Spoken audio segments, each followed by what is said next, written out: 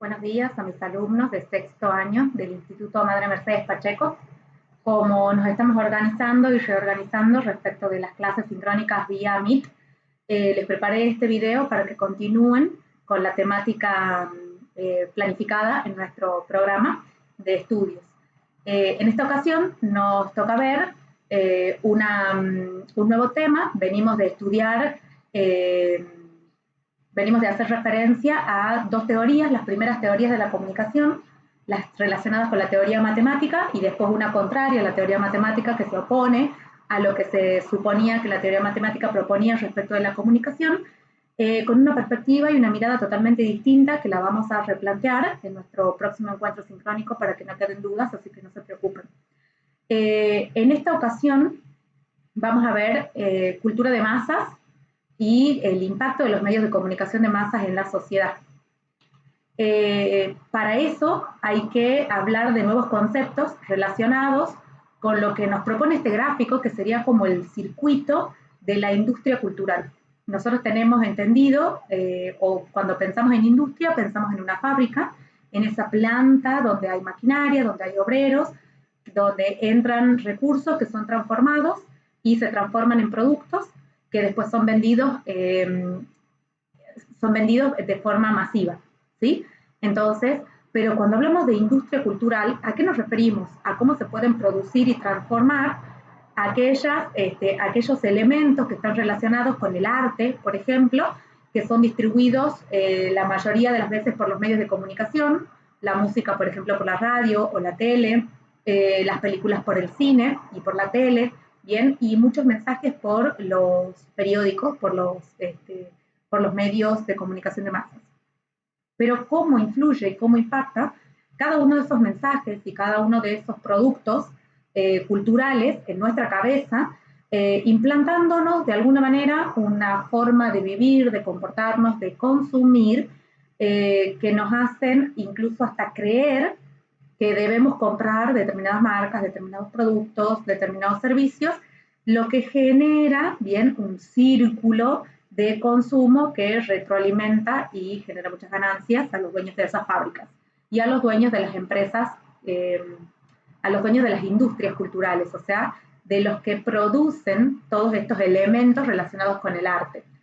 Que hasta acá lo que veníamos pensando es que, bueno, en una fábrica se producen bienes de consumo, mesas, sillas, tele, ropa, pero también se produce música, se producen obras de teatro, se produce cine, se producen mensajes masivos que generan marcas, que generan una imagen y que significan muchísimo para nosotros.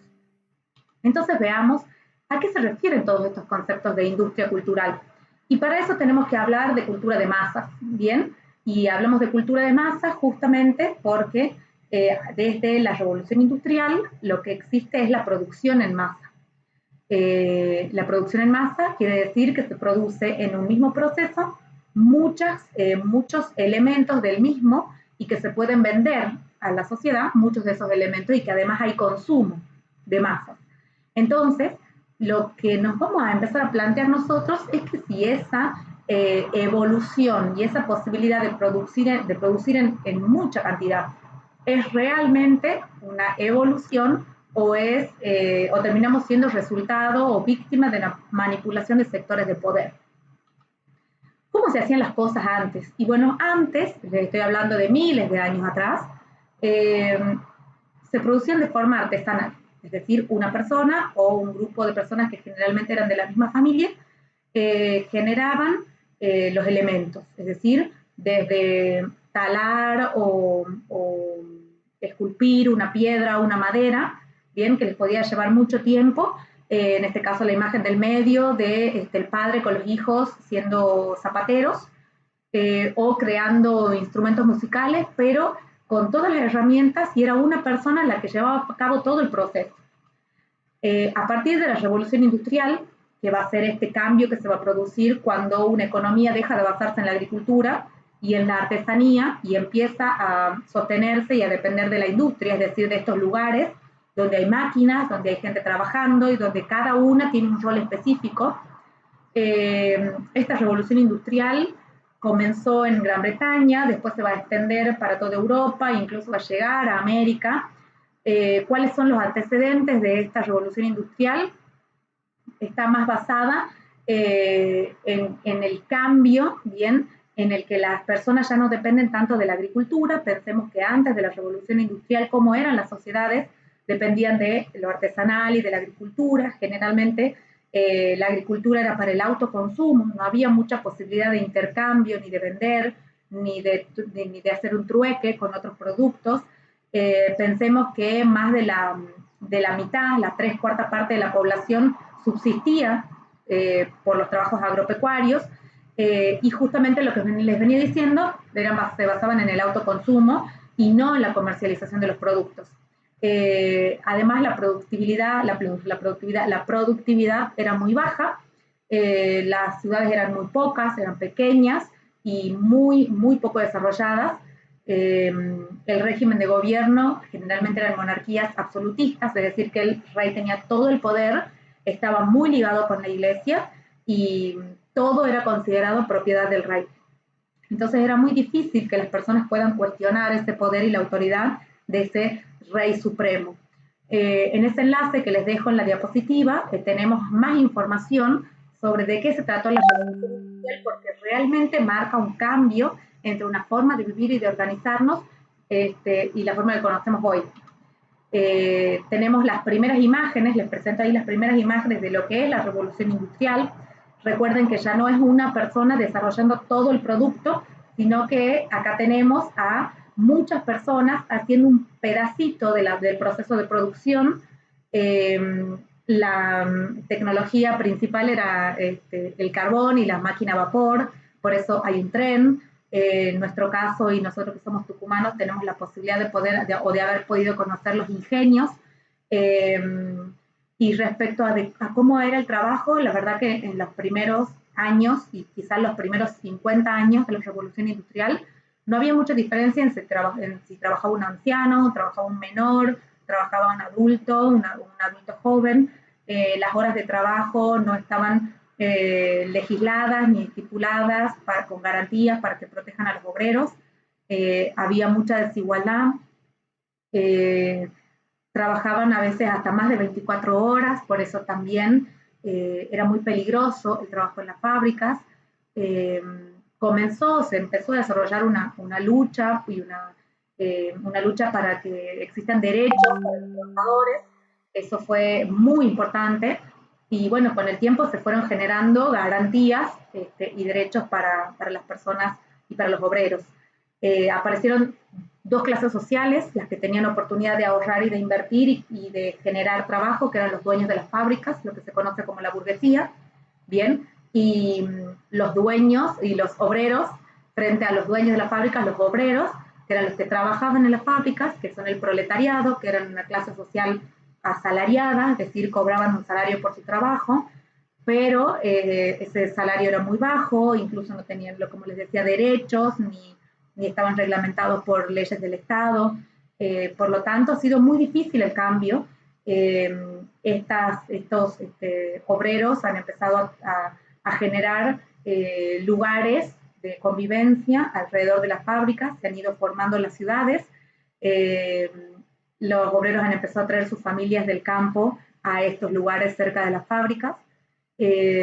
Para eso han tenido que empezar a gestionarse estructuras sociales. Ustedes han visto cultura y estética y han visto lo que es la estructura social, es lo que sostiene a la sociedad. Entonces es necesario que existan nuevas leyes, nuevas normas, hospitales, comisarías, escuelas, para dar lugar a un orden establecido en esa sociedad que se estaba formando como ciudad, a tal punto que la ciencia y la industria avanzó tanto que en los últimos 100 años la vertiginosidad de esos cambios y lo grandioso de los cambios nos permiten hablar hoy no tan solo de un trabajo artesanal, sino que nos permiten hablar de enviar satélites al espacio, de conexiones 5G, de energía eólica, de energía eléctrica, de energía incluso nuclear, de energía atómica, ¿bien? Y de máquinas que tienen muchísima precisión para la creación de productos que son importantes para nuestra vida diaria. Todos estos cambios han generado lo que nosotros llamamos cultura de masas, ¿bien?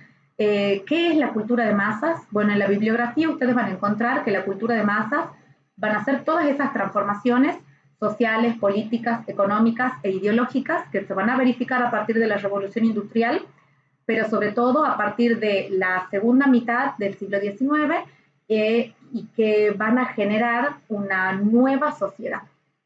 En esta nueva sociedad que va a tener una nueva forma de hacer las cosas, que va a ser la cultura de masas. Es decir, sociedad de masas y cultura de masas, más o menos sería lo mismo. ¿Cuáles son las características de esta cultura de masas, de esta sociedad de masas, de esta forma de hacer? Recuerden que cultura es lo que caracteriza un grupo social. Entonces, las características de esta cultura de masas, que va a coincidir en distintas partes del mundo, van a tener que ver con la expansión del sistema capitalista industrial, que quiere decir que este sistema económico que tiene que ver con el ahorro, la inversión y la regulación del mercado y de las leyes por el mercado mismo, oferta y demanda, se va a extender dentro de muchos países, dentro de muchas ciudades. Va a haber, respecto a la división del trabajo, una mayor demanda de trabajadores especializados. Recuerden, todo lo contrario del artesano que hacía todo, sino yo necesito un obrero especialista en soldaduras, un obrero especialista en máquinas a vapor, un administrador especialista en recursos humanos hoy. Entonces, a medida que ha pasado el tiempo, las industrias y las fábricas y las empresas han ido requiriendo de personal cada vez más especializado en un área determinada. También con la creación de las ciudades ha sido necesario que se extienda la alfabetización y además la creación de nuevos sistemas educativos modernos, que aparezcan nuevas escuelas, que aparezcan secundarios, que el sistema educativo avance, instituciones terciarias, la universidad, bien, estudios postuniversitarios. Entonces, la alfabetización se ha extendido por toda la sociedad. Tampoco vamos a decir que todos hoy en día son alfabetizados, pero a comparación de los siglos anteriores había crecido un montón. Se han complejizado las estructuras sociales, esto que decíamos de que tiene que haber una comisaría, una escuela, un hospital. Bueno, cada vez más necesitamos leyes que sigan regulando nuestra conducta, nuestros comportamientos, porque nos vamos volviendo hombres más complejos. Por darles un ejemplo, hoy con Internet la sociedad se ha vuelto más compleja, porque ahora hay que regular, por ejemplo, la violencia en Internet, la censura en Internet, la manipulación, las estafas, ¿bien? Cosas que antes de Internet no existían. Entonces, cada vez más, y cuando se producen más inventos y industrias nuevas y nuevas formas de relacionarnos, las estructuras se van complejizando porque requieren de nuevas formas de contener nuestros comportamientos, porque si no cada uno haría lo que quisiera y nos lastimaríamos entre nosotros. También se han ido integrando y desarrollando nuevos mercados, bien, si hay países que desarrollan determinada materia prima, como en Argentina en su momento se decía que era el granero del mundo, vendiendo para países que no tenían muchas tierras o tierras muy ricas. Entonces nosotros vendíamos, supongamos, soja y le comprábamos ferrocarriles, aunque malos y viejos, a Inglaterra, pero de alguna manera nos hacíamos socios estratégicos. La población ha empezado a crecer de forma sostenida. Piensen que siglos atrás y antes de la revolución industrial y antes de que exista la ciencia y se perfeccione la medicina y antes de la modernidad, la esperanza de vida de una sociedad era de 30 años, que quiere decir que se morían a los 30 años, ya eran re viejos, o había tasas de mortalidad de bebés muy altas. Las personas se enfermaban de un resfriado o de una fiebre, con la existencia ahora de medicamentos, de vacunas. Hay un crecimiento más sostenido de la población porque no mueren ni tan jóvenes ni de cualquier enfermedad. Uno de los cambios importantes, en la facultad yo les enseño a mis alumnos que hay un autor alemán que dice que la revolución industrial no ha sido ni revolución ni industrial, no ha sido revolución porque no se ha dado de un día para el otro, y no ha sido industrial porque sobre todo la revolución ha sido en el campo de las ideas, en la forma de pensar de los seres humanos. Piensen que si veníamos desde una mentalidad basada en que teníamos que creer todo lo que decía el rey porque el rey era nuestro dueño y porque además tenía fuertes lazos con la iglesia, y si no hacíamos lo que el rey decía era pecado. Bueno, esta nueva forma de ver al mundo, de verse el ser humano, de ver sus relaciones, de contemplar las estructuras, uno se empieza a dar cuenta de que la cuestión no pasaba por si las cosas eran pecado o no, que el hombre puede modificar su destino, que todo no estaba trazado. Entonces, a eso se conoce como secularización. Entonces, el orden social se empieza a separar de lo que son las creencias de la fe. Bien, la sociedad no se va a perfilar por si las cosas son pecado o no, sino por lo que se cree justo o no a través de leyes del Estado. Entonces se empieza a racionalizar un poco la conducta del ser humano más que a basarse en la fe. Lo que no quita que muchos seres humanos han seguido condicionando y comportándose en relación a sus creencias subjetivas, que no están ni bien ni mal, sino que van a ser diferentes y que va a pasar a complementarse con la racionalidad. Bien, generalmente no pasa que lo que es pecado va en contra de la ley, básicamente. Por eso es tan difícil, por ejemplo, tratar la ley del aborto, porque choca mucho con las creencias, con la... Entonces, lo importante de que ustedes puedan entender es que a partir de la modernidad y de la revolución industrial, el orden social, es decir, la forma en la que nosotros empezamos a vivir y a construir sentidos, se empiezan a separar de la fe. Bien, no quiere decir que se separan completamente, pero era tan fuerte en la Edad Media que eso se rompe. Y porque la iglesia tenía mucho poder político. Bien, hoy tiene poder simbólico, pero no tiene poder político, ¿sí? Entonces, eso ha sido uno de los principales cambios. Por eso Dahrendorf, este autor alemán, dice que la revolución industrial ha sido más que revolución, ha sido un cambio en la forma de pensar de los seres humanos. Y por último, lo que se remarca y una de las características de esta sociedad de masa, de esta cultura de masa, son las innovaciones tecnológicas permanentes. No se ha visto en la historia de la humanidad que en tan poco tiempo, que han sido estos últimos 120 años, los cambios y las nuevas tecnologías de forma tan rápida, de forma tan original y que impacten la vida de los seres humanos como en el resto de la historia. Entonces, es muy importante poder entender cómo influyen esas tecnologías en nuestra vida cotidiana. ¿Qué pasa con esta cultura de masas? Bien, bueno, esas transformaciones económicas, bien, que han permitido que muchos sectores de la sociedad puedan acceder de forma progresiva a obtener derechos civiles y políticos, por ejemplo, de votar. ¿Sí? Estamos hablando del proletariado, esta clase asalariada que ha empezado a tener, porque tenía a lo sumo un poquito de dinero para poder comprar cosas que también producían las otras industrias. Entonces, lo que permite la producción en serie, es decir, la producción de muchos productos a la vez, es que se abaraten los costos y eso ha favorecido a que aparezca un público que pueda consumir porque los productos no eran tan caros. Bien, y han empezado a aparecer además otros productos como periódicos, diarios, libros, novelas, películas de producción masiva. Me dirán, ¿película de producción masiva? Sí. ¿Por qué? Porque el cine es masivo. Es mucha gente en una sala viendo una pantalla que es el mismo mensaje. A eso se conoce también como sociedad de masa. Por eso le digo, cultura de masas y sociedad de masas vienen a ser sinónimos. ¿Qué pasa con esta cultura de masas? ¿Y qué pasa con la comunicación en esta cultura de masas? La comunicación a partir del siglo XX se potencia con la aparición de nuevos aparatos técnicos como la radio, el cine, la televisión. ¿Qué es lo que va a permitir?